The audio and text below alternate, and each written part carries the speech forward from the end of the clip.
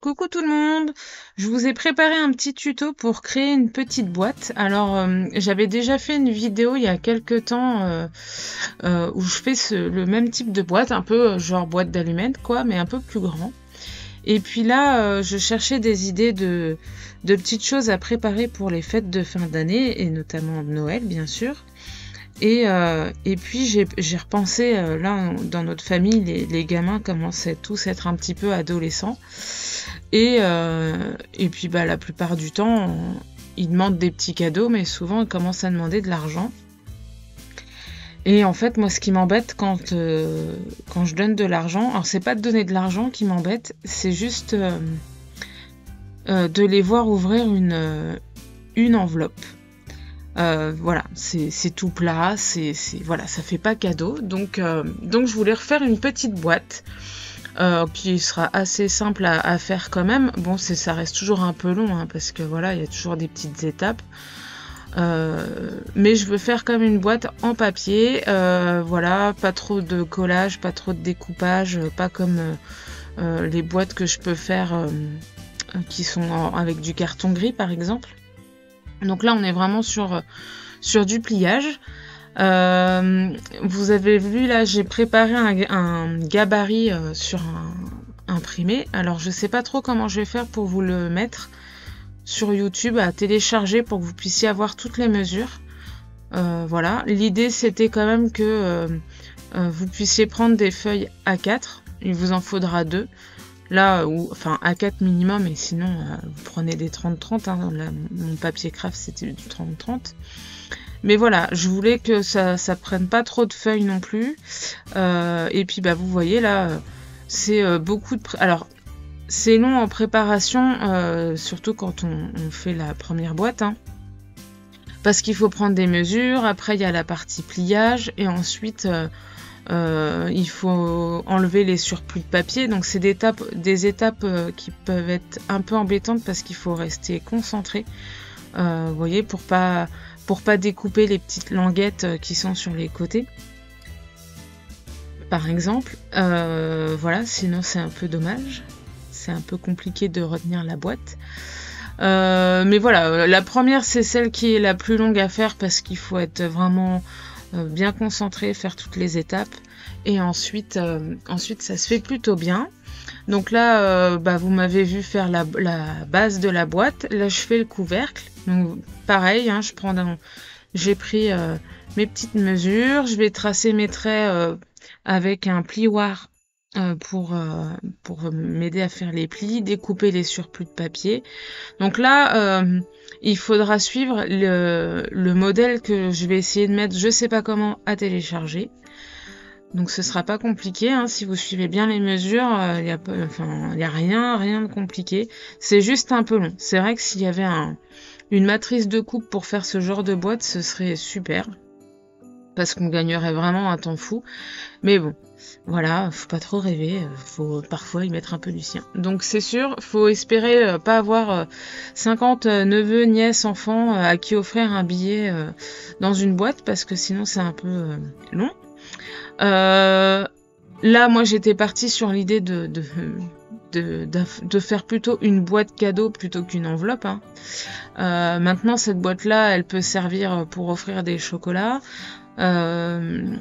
pour offrir, si vous êtes vraiment très très manuel et que vous faites aussi des cadeaux faits main, voilà, des petits bijoux, de la broderie, j'en sais rien.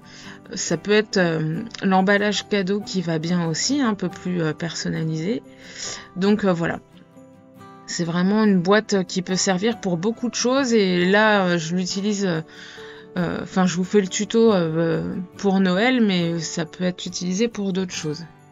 Je referai peut-être aussi un gabarit pour faire des boîtes plus petites. Parce que là, ma boîte fermée, elle fait 8,3 par 15,3 cm, donc ça reste quand même une belle boîte, hein, il y a de quoi mettre dedans.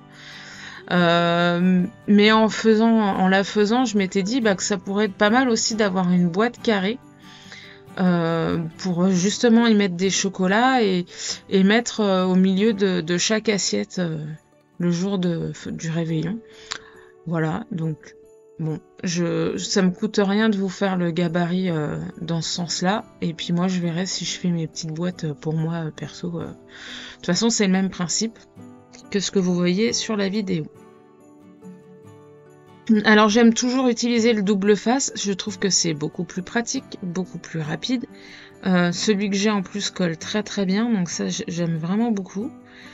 Les languettes, alors en fait... Pour la petite histoire, j'avais commencé à faire une boîte avant cette vidéo. Je pensais que je m'étais filmée.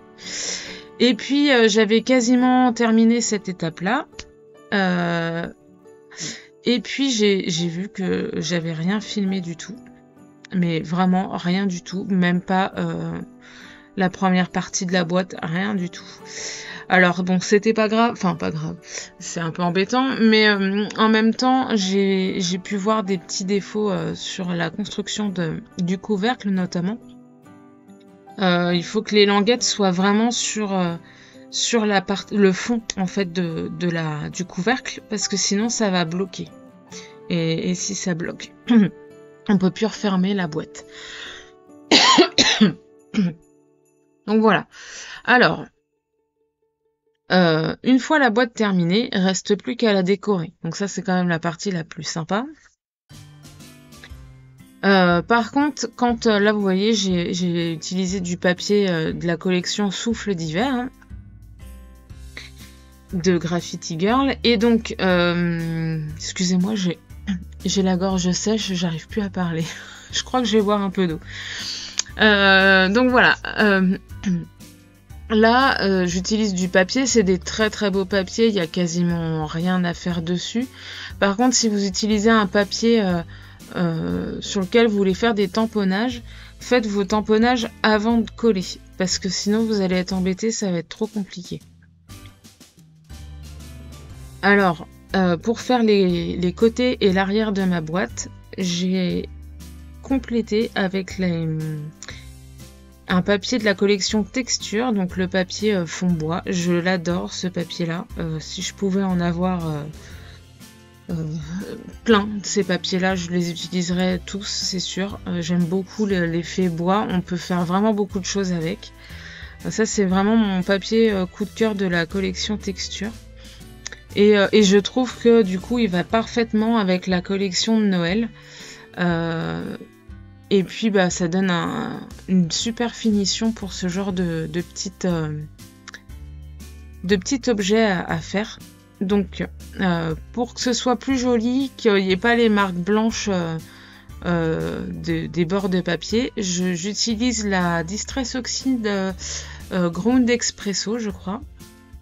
Donc c'est un marron assez foncé. Et puis avec mon petit doigt mousse, là je fais les bords de tous mes papiers. Même celui-là. Ça donne vraiment un petit effet, j'aime bien faire ça. Je le fais pas tout le temps, mais j'aime bien le faire. Et puis voilà, je colle tous mes papiers.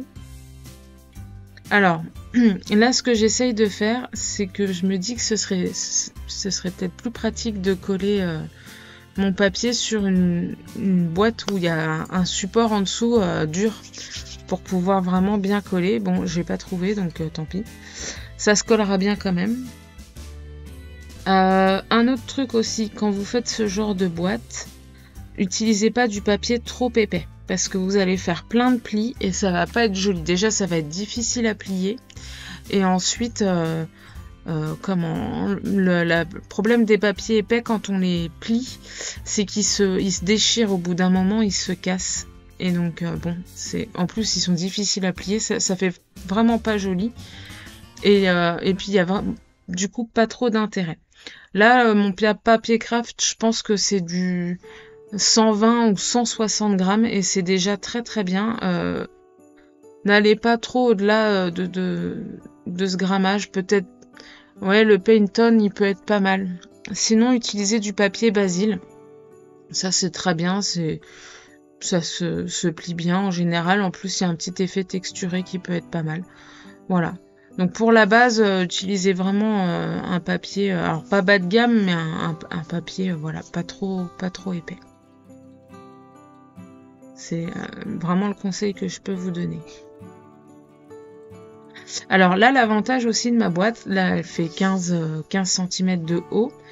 Et pour les papiers Graffiti Girl que j'utilise, bah, c'est parfait puisque mon papier fait 15 cm par 15, les blocs de papier. Donc là, au moins, voilà, j'ai juste à trouver la bonne tranche de papier et c'est bon.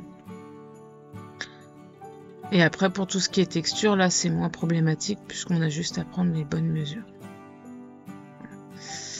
Hop. Donc là, ma boîte est presque terminée. Je fais une petite encoche ici avec une perforatrice. Donc c'est un rond qui doit faire à peu près 1,5 cm, je crois. C'est la plus petite perforatrice ronde que j'ai. Et maintenant, on va passer à la déco. Donc, je suis sur une déco relativement simple. J'ai pas préparé de tamponnage. J'ai utilisé les die cut.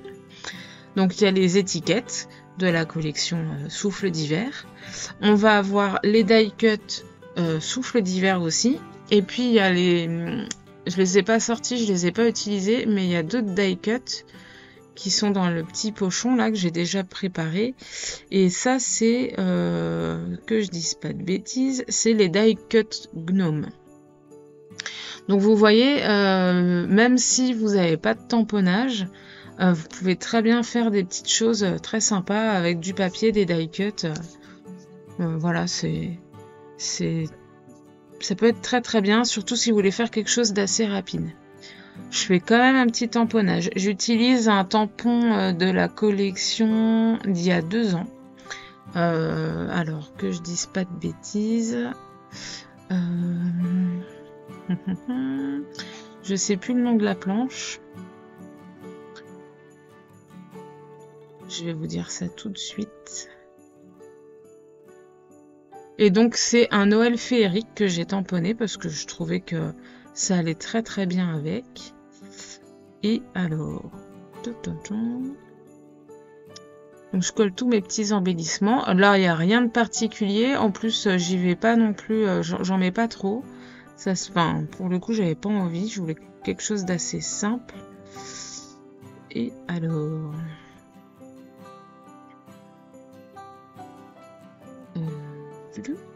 Et donc, c'est la planche lutin que j'ai pris pour avoir mon petit tamponnage un Noël féerique. Donc sur cette planche, il y a un Papa Noël hyper cool, il y a un lutin avec plein de cadeaux, il y a une petite fée et il y a un petit chat avec un bonnet et des protège-oreilles. Alors là, j'utilise le pochoir Christmas. Alors je l'aime beaucoup celui-là, ce pochoir. Bon, c'est la première fois que j'utilise, mais en fait j'ai vu plein d'utilités quand je l'ai vu la première fois. Ce que j'aime, c'est, vous voyez là par exemple, je prends que les petites étoiles, je prends que quelques petits éléments. Et j'aime beaucoup l'idée de pouvoir soit l'utiliser entièrement pour faire un fond de carte, soit utiliser quelques petits éléments pour par-ci par-là pour mettre un peu de texture, etc. Donc là, j'utilise des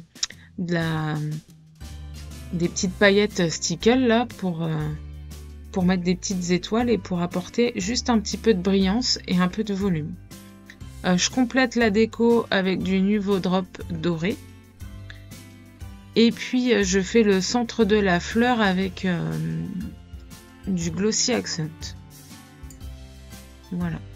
Et je m'arrête là pour la déco de la boîte. J'en fais pas plus. J'avais failli oublier, mais du coup, en fermant la boîte, j'ai vu qu'il manquait quelque chose. Je décore le fond de la boîte, parce qu'en fait, comme on voit les plis, ça fait pas très joli. Donc j'aurais très bien pu utiliser une couleur neutre, basique, voilà. Mais là, j'ai quand même envie d'utiliser un beau papier décoré. Donc, pareil, je choisis quand même un papier qui peut se découper et pas faire bizarre sous cette forme-là. Et en plus, je vais pouvoir utiliser l'autre partie pour une autre création, donc c'est très bien. Et puis voilà, je colle. Il n'y a rien de particulier. Je décore pas plus puisqu'on va mettre des choses dedans, donc ça sert à rien. Et donc voilà ma petite boîte terminée. Donc j'espère que ce petit tuto vous a plu. N'hésitez pas à mettre un petit pouce en l'air, un petit commentaire et puis à vous abonner si ce n'est pas déjà fait. Allez, bye bye!